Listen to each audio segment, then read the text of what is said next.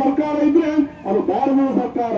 ಅದೇ 8% ರೈತರು ಇರ್ತಕ್ಕಂಥ ಅಮೆರಿಕಾದಲ್ಲಿ ಇವತ್ತು ಅವರಿಗೆ ಎಲ್ಲ ರೀತಿಯ ಸಬ್ಸಿಡಿಗಳನ್ನ ಕೊಟ್ಟು ಅವರನ್ನ ರೈತರಿಗೆ ಮನ್ನಣೆಯನ್ನ ಮಾಡ್ತಕ್ಕಂಥ ಕೆಲಸವನ್ನ ಮಾಡ್ತಾ ಇದ್ರೆ, ಇಲ್ಲಿ ನಮ್ಮ ಸರ್ಕಾರಗಳು ರೈತರ ಜಮೀನುಗಳನ್ನ ಕಿತ್ಕೊಂಡು ಯಾವುದೋ ಕಂಪನಿಗಳಿಗೆ 500 ಎಕರೆ 1000 ಎಕರೆಗಳನ್ನ ಕೊಡೋದ್ರ ಮುಖಾಂತರ ಇವತ್ತು ರೈತರಿಗೆ ಅನ್ಯಾಯವನ್ನ ಮಾಡ್ತಕ್ಕಂಥ ಕೆಲಸವನ್ನ ಮಾಡ್ತಾ ಇದೆ. ಇದ್ರ ಬಗ್ಗೆ ನಮ್ಮ ರೈತರು ಎಚ್ಚೆತ್ಕೊಳ್ಳಿಲ್ಲ ಅಂದ್ರೆ ಯಾಕೆ ಇವತ್ತು ರೈತರ ಮಕ್ಕಳಿಗೆ ಹೆಣ್ ಸಿಗ್ತಾ ಇಲ್ಲ, ರೈತರು ಯಾಕೆ ಇವತ್ತು ಸರ್ಕಾರ ವಿರುದ್ಧ ಮಾತಾಡ್ಲಿಕ್ಕೆ ಆಗ್ತಾ ಇಲ್ಲ ಅಂತಂದ್ರೆ, ನಾವು ಸ್ವಾವಲಂಬಿ ಜೀವನವನ್ನ ಅಳವಡಿಸ್ಕೊಳ್ತಾ ಇಲ್ಲ.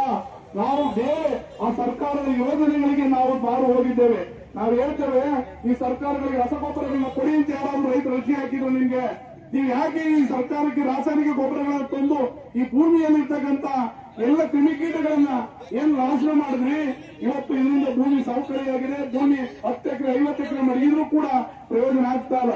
ಯಾಕಪ್ಪ ಅಂದ್ರೆ ಆ ಎರೆಹುಳುಗಳ ಸಂತತಿಯನ್ನ ಸಾಯಿಸ್ತಕ್ಕಂಥ ರೀತಿಯಲ್ಲಿ ಇವತ್ತು ಏನಾಗ್ತಾ ಇದೆ, ಇದರಿಂದ ಇದಕ್ಕೂ ಕೂಡ ಅನ್ಯಾಯ ಆಗ್ತಾ ಇದೆ. ಹಾಗಾಗಿ ಇವತ್ತು ಸರ್ಕಾರ ಎಚ್ಚೆತ್ತುಕೊಳ್ಬೇಕಾಗಿದೆ.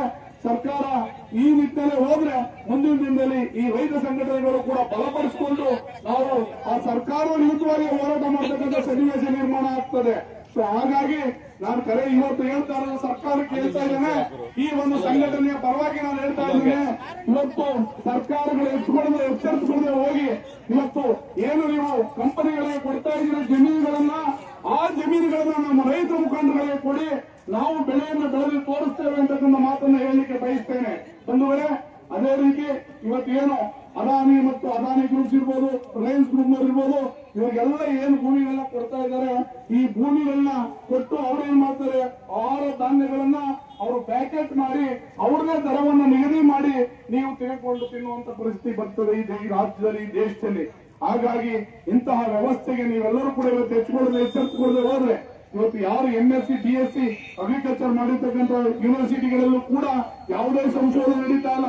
ಸುಮ್ಮನೆ ಮಕ್ಕಳನ್ನ ಸೇರಿಸ್ಕೊಳ್ಬೇಕಂತದ್ದು, ಒಂದ್ ಸರ್ಟಿಫಿಕೇಟ್ ಕೊಡೋದು, ಒಂದ್ ಡಿಗ್ರಿ ಕೊಡೋದು, ಅವ್ರ ಕೆಲಸನೂ ಇಲ್ಲ, ಕಾರ್ಯನೂ ಇಲ್ಲ. ಈ ತರ ಸನ್ನಿವೇಶಗಳು ಮುಂದುವರೆದ್ರೆ ಮುಂದಿನ ರೀತಿಯಲ್ಲಿ ನಾವು ಯಾವ ರೈತ ಮಕ್ಕಳನ್ನ ಅಥವಾ ರೈತರನ್ನ ಯಾವ ರೀತಿ ಹುಟ್ಟಾಕ್ಬೇಕು ಅಂತಕ್ಕಂಥದ್ದನ್ನ ನಾವು ಚಿಂತನೆ ಮಾಡಬೇಕಾಗಿದೆ. ಈ ಒಂದು ದಿನಾಚರಣೆಯನ್ನು, ವಿಶ್ವ ದಿನಾಚರಣೆಯನ್ನ ಕೇವಲ ಒಂದು ದಿನಕ್ಕೆ ಮಾಡಿ ಇದನ್ನು ಸೀಮಿತ ಮಾಡಿದ್ರೆ ಸಾಧ್ಯ ಆಗೋದಿಲ್ಲ. ದಿನನಿತ್ಯವೂ ಕೂಡ ರೈತ ದಿನಾಚರಣೆ ಆಗ್ಬೇಕು, ರೈತನಿಗೆ ಗೌರವ ಸಿಗ್ಬೇಕು. ರೈತ ಎಲ್ಲೋದ್ರೂ ಕೂಡ ನಾನು ರೈತ ಅಂತ ಹೇಳ್ಕೊಳ್ತಕ್ಕಂತಹ ಒಂದು ಅವರಿಗೆ ಯಾವ ಒಂದು ದಿಕ್ಕಿನಲ್ಲಿ ಅವರಿಗೆ ಒಂದು ಇದು ಸಿಗುತ್ತೆ, ಗೌರವ ಸಿಗುತ್ತೆ. ಅವಾಗ ಎಲ್ಲರೂ ಕೂಡ ಸಿಟಿಯಿಂದ ಹಳ್ಳಿ ಕಡೆಗೆ ಬಂದು ವ್ಯವಸಾಯವನ್ನ ಮಾಡಲಿಕ್ಕೆ ಬಯಸ್ತಾರೆ. ಆದ್ರೆ ಇವತ್ತು ಏನಾಗ್ತಾ ಇದೆ ಅಂದ್ರೆ ಹಳ್ಳಿಗಳು ವೃದ್ಧಾಶ್ರಮಗಳಾಗಿ ಪರಿವರ್ತನೆಗಳಾಗ್ತಾ ಇದೆ. ಯಾಕೆ ಪರಿವರ್ತನೆಗಳಾಗ್ತಾ ಇದೆ ಅಂದ್ರೆ ನಾವೆಲ್ಲರೂ ಕೂಡ ನಾವು ಎಲ್ಲೋ ಒಂದ್ ಕಡೆ ನಮ್ಮ ಇದನ್ನ ಬಿಟ್ಟು, ನಮ್ಮ ಸ್ವಾಭಿಮಾನವನ್ನ ಬಿಟ್ಟು ನಾವು ನಮ್ಮ ಮಕ್ಕಳು ಡಾಕ್ಟರ್ ಆಗ್ಬೇಕು, ಇಂಜಿನಿಯರ್ ಆಗ್ಬೇಕು, ಅದಾಗ್ಬೇಕು ಇದಾಗ್ಬೇಕು ಅಂತ ಹೇಳಿ ನಾವು ನಮ್ಮ ಮಕ್ಕಳನ್ನ ಸರ್ಕಾರಿ ಶಾಲೆಗಳನ್ನ ಬಿಡಿಸು ಖಾಸಗಿ ಶಾಲೆಗಳ ಹತ್ರ ತೆಗೆದುಕೊಂಡು ಹೋಗಿ ಅವ್ರು ಹೇಳ್ತಕ್ಕಂಥದ್ದು ಯಾವ ಕೃಷಿ ಬಗ್ಗೆ ಕೂಡ ಹೇಳೋದಿಲ್ಲ. ಎಲ್ಲವೂ ಕೂಡ ಇಂಗ್ಲಿಷ್ ಮಯ, ಬ್ರಿಟಿಷ್ ಮಯವನ್ನ ಮಾಡ್ಲಿಕ್ಕೆ ಹೋಗ್ತಾ ಇದ್ದಾರೆ ಹೊರತು ಯಾವುದೇ ಕಾರಣಕ್ಕೂ ಯಾವ್ದಾದ್ರು ಒಂದು ಮಗು ಕೇಳಿ ಯಾವ್ದು ಈ ಗಿಡ ಯಾವ್ದಪ್ಪ, ಈ ಸಸಿ ಯಾವ್ದಪ್ಪ, ಇದು ಯಾವ್ದಪ್ಪ ಅಂತಂದ್ರೆ ಆ ಹೆಸರು ಕೂಡ ಹೇಳಲಿಕ್ಕೆ ಬರಬೇಕಾಗದೇ ಇರ್ತಕ್ಕಂಥ ಸನ್ನಿವೇಶವನ್ನ ಈ ಸರ್ಕಾರದ ಕೆಲವು ನೀತಿಗಳಿಂದ ಇವತ್ತು ಆಗ್ತಾ ಇದೆ ಅಂತಕ್ಕಂಥದ್ದನ್ನು ಕೂಡ ನಾನು ಹೇಳಲಿಕ್ಕೆ ಬಯಸ್ತೇನೆ.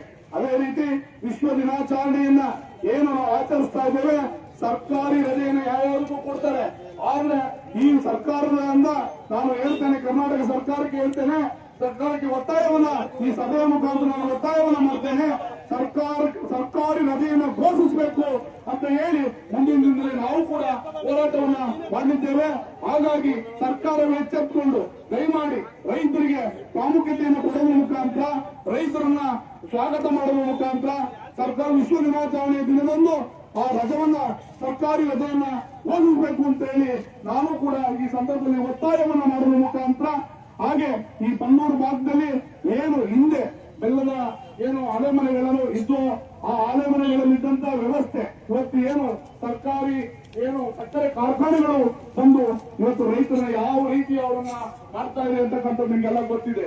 ಈಗಾಗಲೇ ನಮ್ಮ ಎಲ್ಲ ರೈತ ಮುಖಂಡರು ಕೂಡ ಬೆಳಗಾವಿಗೆ ಹೋಗು ಕೂಡ ಅಲ್ಲೂ ಕೂಡ ವಿಧಾನಸಭೆಯ ಮುಂಭಾಗದಲ್ಲಿ ಅದನ್ನು ಕೂಡ ಏನು ಇವತ್ತು ನಾವು ಯಾವುದೇ ರೈತರು ಹೋಗಿ ಚಳವಳಿ ಮಾಡಿದ್ರೆ ನಮ್ಮ ಏಕಾಏಕಿ ಬಂಧಿಸಬೇಕು, ನಮ್ಮ ಮೇಲೆ FIR ಹಾಕ್ಬೇಕು, ಕೇಸ್ ಹಾಕ್ಬೇಕು ಅಂತಕ್ಕಂಥ ಮನಸ್ಥಿತಿಗಳನ್ನ ಇವತ್ತಿನ ಸರ್ಕಾರಗಳು ಹೊಂದಿದೆಯೇ ಹೊರತು ಆ ರೈತರ ಸಮಸ್ಯೆ ಏನು, ನಮ್ಮ ರೈತರು ಯಾವುದೇ ಒಂದು ಕಚೇರಿಗೆ ಹೋದ್ರೆ ಅವರ ಗೌರವಯುತವಾಗಿ ಸೇರನಾಗಿ ಕೂಡಿಸಿ ಅವ್ರನ್ನ ಮಾತಾಡ್ತಕ್ಕಂಥ ವ್ಯವಸ್ಥೆ ಬರಬೇಕೇ ಹೊರತು ನಾವು ಸರ್ಕಾರವನ್ನು ನಾವು ನಡೆಸೋರಾಗಬೇಕೇ ಹೊರತು ಸರ್ಕಾರ ನಮ್ಮನ್ನ ಆಡ್ತಕ್ಕಂಥದ್ದು ಆಗಬಾರದು ಅಂತಕ್ಕಂಥದ್ದು ಕೂಡ ಈ ಸಂದರ್ಭದಲ್ಲಿ ನಾನು ಒತ್ತಾಯವನ್ನ ಮಾಡಿ ದಯಮಾಡಿ ಎಲ್ಲ ರೈತರ ಮುಖಂಡರಿಗೆ ನಾನು ಮನವರಿಕೆ ಮಾಡ್ತೇನೆ. ದಯಮಾಡಿ ನೀವೆಲ್ಲರೂ ಕೂಡ ಎಚ್ಚೆತ್ತುಕೊಳ್ಬೇಕು. ನಿಮ್ಮ ಗ್ರಾಮದಲ್ಲಿ ಎಲ್ಲ ಯುವಕರನ್ನ ರೈತರನ್ನಾಗಿ ಮಾಡಬೇಕು.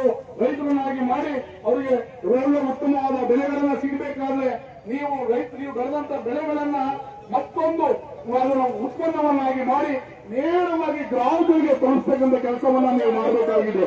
ಅದೇ ರೀತಿ ಅರಣ್ಯ ಇಲಾಖೆಯವರು ಅವ್ರ ಕೆಲಸವನ್ನ ಸರಿಯಾಗಿ ಮಾಡ್ತಾ ಇಲ್ಲ. ಅಲ್ಲಿ ಅವರ ವನ್ಯಜೀವಿಗಳನ್ನ ಅವರು ಸಾಕ್ತಾ ಇಲ್ಲ. ಅವರು ಬಂದು ನಮ್ಮ ಮೇಲೆ ತಿಳಿದಿರೋದು ನೀವು ಹುಲಿ ಸಾಯಿಸಿದ್ರಿ, ನೀವು ಇನ್ನೂ ಪ್ರಾಣಿ ಸಾಯಿಸಿದ್ರಿ, ಆಗ್ ಮಾಡಿದ್ರಿ, ಹೀಗ್ ಮಾಡಿದ್ರಿ ಅಂತ ಹೇಳಿ ನಮ್ಮ ರೈತರ ಮೇಲೆ ಕೇಸ್ ಹಾಕಿ ರೈತರನ್ನ ವಿಮುಖಗೊಳಿಸ್ತಕ್ಕಂಥ ಕೆಲಸವನ್ನ ಮಾಡ್ತಾ ಇದ್ದೇವೆ ಹೊರತು ನಮ್ಗೆ ಯಾಕೆಂದ್ರೆ ನಾವು ಆ ಕಾನೂನುಗಳ ಸರಿಯಾದ ರೀತಿಯಲ್ಲಿ ನಾವು ತಿಳ್ಕೊಳ್ಳದೇ ಇರೋದ್ರಿಂದ ಅವರು ನಮ್ಮ ಮೇಲೆ ದಬ್ಬಾಳಿಕೆಯನ್ನ ಮಾಡ್ತಾ ಇದ್ದಾರೆ. ಇವತ್ತು ಕೃಷಿ ಇಲಾಖೆಗಳು ನೋಡಿ, ಕೃಷಿ ಇಲಾಖೆಗಳ ಕಟ್ಟಡಗಳಿಗೆ ಕೂಡ ಬಣ್ಣ ಹೊಡೆದಿಲ್ಲ. ಸಂಬಳ ಮಾತ್ರ 1 ಲಕ್ಷ, 1 ಲಕ್ಷ, 2 ಲಕ್ಷ ಈ ರೀತಿ ಸಂಬಳಗಳನ್ನು ತೆಗೆದುಕೊಂಡು ನಮ್ಮ ಹೆಸರಿನಲ್ಲಿ ಈ ಅಧಿಕಾರಿಗಳು ಮಜಾ ಮಾಡ್ತಾ ಇರೋದನ್ನು ನೋಡಿದ್ರೆ ನಿಜವಾಗ್ಲೂ ಕೂಡ ಕಣ್ಣಲ್ಲಿ ನೀರು ಬರ್ತದೆ. ಹಾಗಾಗಿ ಎಲ್ಲ ರೈತ ಮುಖಂಡರುಗಳು ಎಚ್ಚೆತ್ತುಕೊಳ್ಬೇಕು, ಪ್ರಶ್ನೆ ಮಾಡಬೇಕಾಗಬೇಕು. ಈ ಸರ್ಕಾರ ಪ್ರಶ್ನೆ ಮಾಡಿದರೆ ನಿಮ್ಗೆ ಯಾವುದೇ ರೀತಿಯಾದ ಯಾವುದೇ ಸಹಾಯವನ್ನು ಕೂಡ ಮಾಡೋದಿಲ್ಲ ಅಂತಕ್ಕಂಥ ಮಾತನ್ನು ಹೇಳಿ ಮುಂದಿನ ದಿನದಲ್ಲಿ ನಮ್ಮ ಹೋರಾಟವನ್ನು ಮಾಡೋದ್ರ ಮುಖಾಂತರ, ಹೋರಾಟಕ್ಕೆ ಒಂದು ಶಕ್ತಿಯನ್ನು ತುಂಬುವುದರ ಮುಖಾಂತರ ನಿಜಕ್ಕೂ ಕೂಡ ನೀವು ಇಷ್ಟ ಜನ ಬಂದಿದ್ದೀರಾ, ಯಾವುದೇ ಕಾರಣಕ್ಕೂ ಯಾವುದೇ ಆಸೆ ಆಕಾಂಕ್ಷೆಗಳಿದೆ, ನೀವೆಲ್ಲರೂ ಕೂಡ ಬಂದಿದ್ದೀರಿ ಅಂದ್ರೆ ನಿಜಕ್ಕೂ ಕೂಡ ಸಂತೋಷ ಆಗ್ತದೆ. ಇನ್ನೂ ಹೆಚ್ಚಿನ ರೀತಿಯಲ್ಲಿ ಮುಂದಿನ ದಿನದಲ್ಲೂ ಕೂಡ ಇದೇ ರೀತಿ ಹೋರಾಟಗಳನ್ನು ಮಾಡೋಣ. ನಿಮ್ಮ ಈ ಒಂದು ದಿನಾಚರಣೆಯ ಪರವಾಗಿ ನಿಮ್ಮೆಲ್ಲರಿಗೂ